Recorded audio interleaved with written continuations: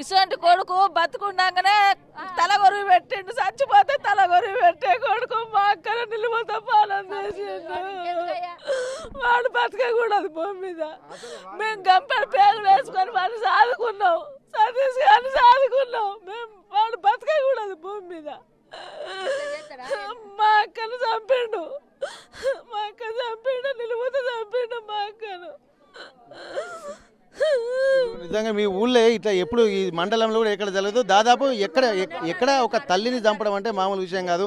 తండ్రితోటి గొడవ పడుతూ ఉంటారు కానీ తల్లిని మాత్రం పెట్రోల్ పోసి చంపడం అంటే, ఇప్పుడు బతికుండగానే ఇక్కడ దాదాపు చనిపోయిన తర్వాత తల్లి కొరువు పెడతారు, కానీ బతికుండగానే ఇతను కాల్చినటువంటి సందర్భం దీన్ని ఎట్లా చూస్తున్నాం? గంతే చేసిండు సారు.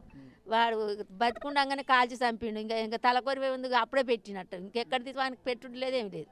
వాడేం పెడతాడు సార్? ఇంకా మరి ఇట్లాంటి వాళ్ళని ఏం చేస్తే బాగుంటుందమ్మా? చదువాడిని మరి మీకేమి తెలియాలి? అది ఇంకో నేర్చుకుంటాడు, ఇట్లా చేయద్దు. వాడు ఏం చేస్తుంది? ఏముందుకు వాడు ఉండేందుకు కాలుకు దెబ్బ తగిలిందా అని పోయి ఎత్తుకుంటాం కన్న తల్లివి. వాడు అట్లాంటిది నిలువుత కాసిన పోసి కాల పెట్టిండంటే దాని పానం ఎంత దల్లడిచ్చింది.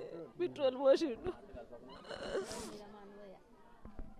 ఓకే, ఇక్కడ ఇది ఒక హృదయ విదారమైనటువంటి ఘటన. ఎందుకంటే తల్లిదండ్రులు ఇక్కడ ఉమ్మడి వరంగల్ జిల్లాలో గత కొద్ది రోజులుగా చూసినట్టయితే ఇక్కడ చాలా ఇబ్బందికర పరిస్థితులు. ఎందుకంటే కుటుంబ సభ్యులే కాల ఏములవుతున్నటువంటి పరిస్థితి.